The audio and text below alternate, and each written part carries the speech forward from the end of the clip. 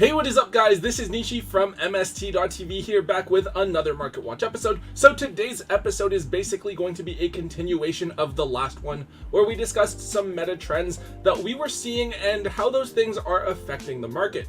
There are a ton of things that are constantly changing since we literally got crossover breakers and a new ban list at the same time. There's a ton of room for players to innovate and experiment. Of course, all of these new developments are going to constantly cause shifts in the market as players scramble to pick up those cards that they feel are going to be good, because naturally, when good cards are being played more, we expect them to see an increase in price because of the increase in demand. Let's get started.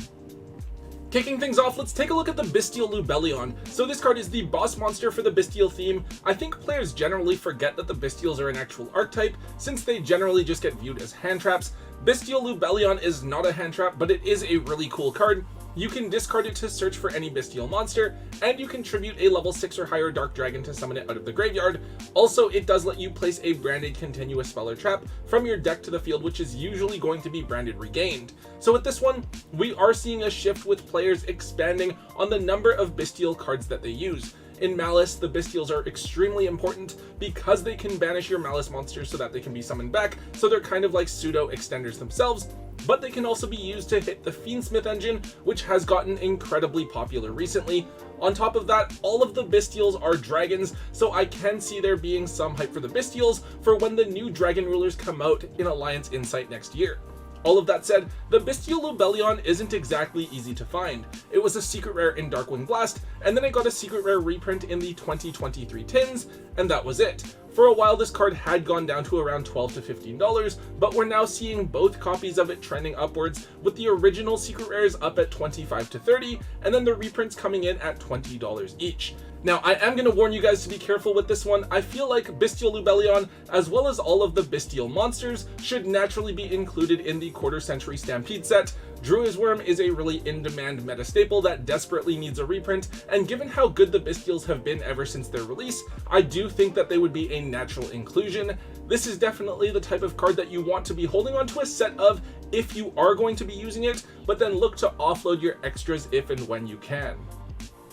On to the next one, we have Primite Drillbeam. So last episode we talked about Lordly Load and how the Primite engine is being used in Blue Eyes decks in the OCG thanks to the upcoming release of Primite Another Barrel. However, one card that seems to be going under the radar is Primite Drillbeam. This is typically just a one of in the deck, as it's another search target off of Lordly Load, but it's a really strong form of interruption. You have to either reveal a Primite or normal monster from your hand, or control a normal or Primite monster other than a token, then you get to target any face-up card on the field, negate its effects, and banish the target.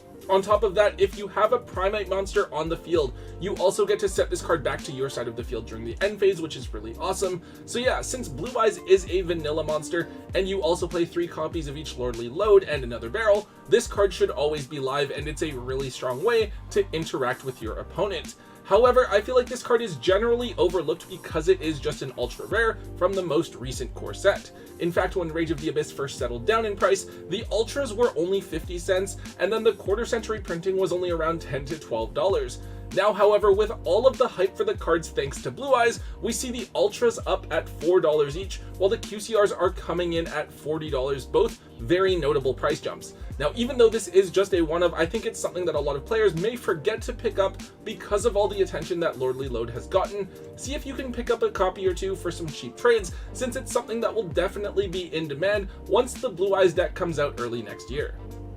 I do want to take a second to remind all of you to check out our website, MSTmerch.com. Now, over at MSTmerch.com, we have everything that you will need to optimize your Yu-Gi-Oh! Tournament experience. We have the basics with white, black, pink, and our new purple matted sleeves, which are my personal favorites, as well as smooth and matted sleeves to double sleeve your valuable cards and sleeves with for tournament play. But we also have some other items that you can really use to customize your collection. We have amazing foil sleeves, including some with the MST.TV logo, and dividers and subdividers so that you can keep your collection perfectly organized and easily accessible. Regardless of if you're a competitive or casual player, I'm certain that you'll find something that you will enjoy over at MSTmerch.com. The next card here is one that seems to have gotten a lot of attention over the last week or so. It's Stardust Cipher Divine Dragon. So this card is another one that's being hyped up because of the Blue Eyes deck. It's not something that I've seen in every single Blue Eyes deck, but it has been in quite a few of them. Basically, this is a level 12 synchro that you can cheat out of the extra deck with Crimson Dragon. Essentially, it provides blanket protection for each card you control from being destroyed once per turn, and then it's also a monster effect negation that also has the ability to destroy another card. This is something I could definitely see being really difficult to get through. You probably need Dark Ruler No More or Forbidden Droplet or something like that, since the additional protection from destruction makes it harder to just deal with the other pieces on the field. However, this card actually only has two different printings, one from Shining Victories and then the 2017 tins, so it has been about 7 years since this card was last printed.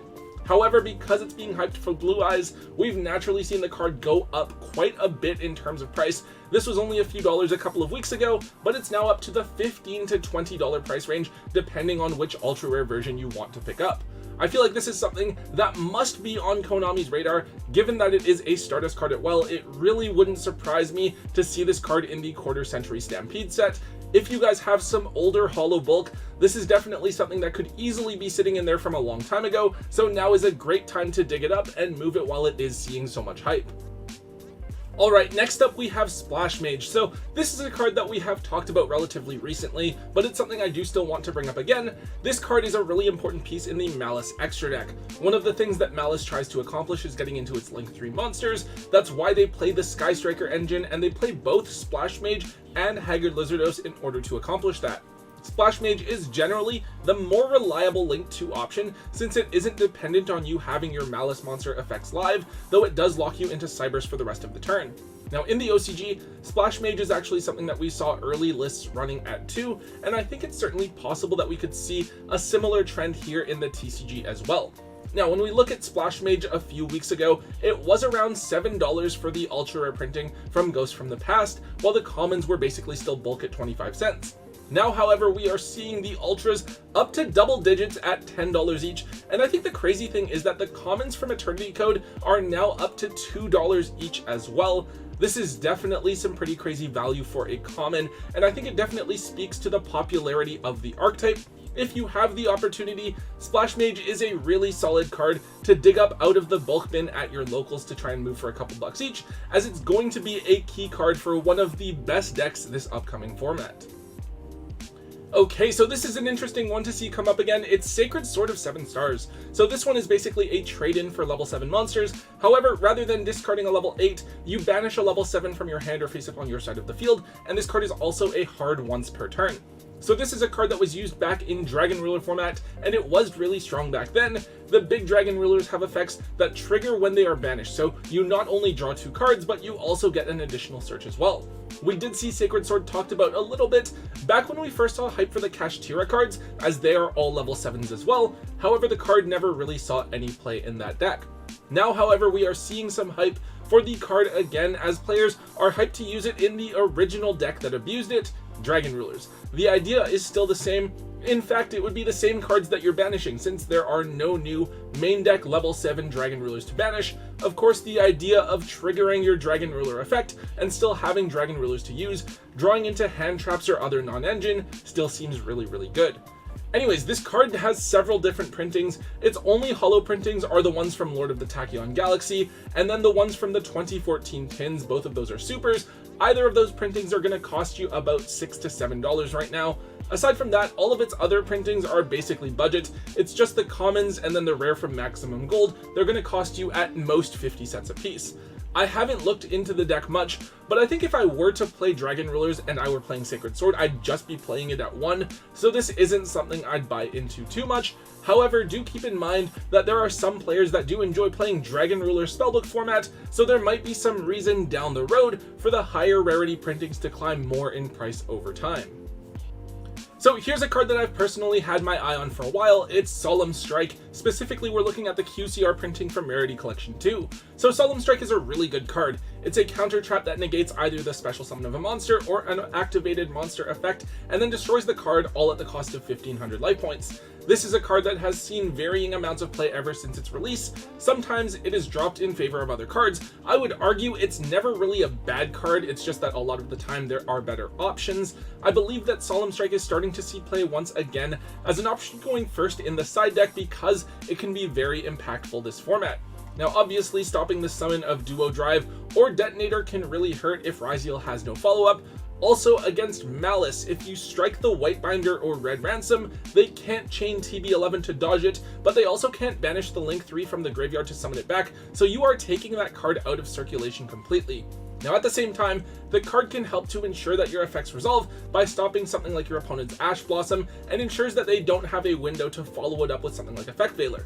Now thanks to a reprint in Rarity Collection 2, the card is accessible to everyone for a really cheap price, even in nicer rarities like Secret Rare or Collector's Rare.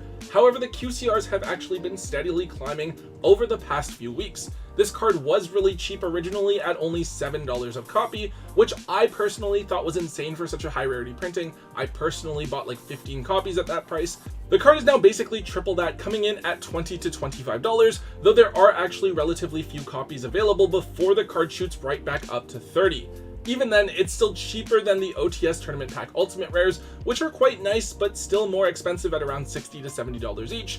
It might be a bit too late to jump on the QCR train with this one, but at the very least, make sure that you own a playset of this card in a rarity that you guys like.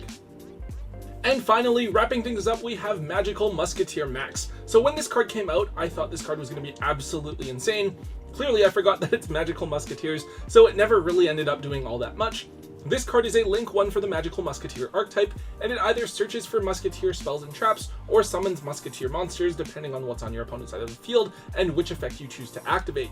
Now, Magical Musketeers first saw hype earlier this year because of the release of the Fiendsmith cards. They also happen to be Light Fiend monsters, so there's naturally some synergy there, but Fiendsmith just ended up being used as an engine by decks like Snake Eye and Yubel, and the Musketeer cards kind of fell off. Because of that though, we did see Max go from being $1 up to $7, but it had fallen back down to being $1 after it never really saw that much usage. Now we're seeing some hype for Max once again. We've seen the pure Fiendsmith deck actually get pretty popular. Sometimes it's with a bigger Kashtira or a Bestial engine. However, we've seen some builds actually choosing to play a Magical Musketeer engine. Joshua Schmidt made top 16 at YCS Anaheim with 2 Starfire and 2 Casper in the main deck and 1 Max in the extra deck. I believe the idea is that you're just trying to get as many Light Fiends out as possible. Worst case, you can put them back into the deck with Sequence. The deck definitely does seem really interesting. Because of this, we've seen Max go up in price once again. Nothing crazy, but it did go from $1 to around $4 to $5 now.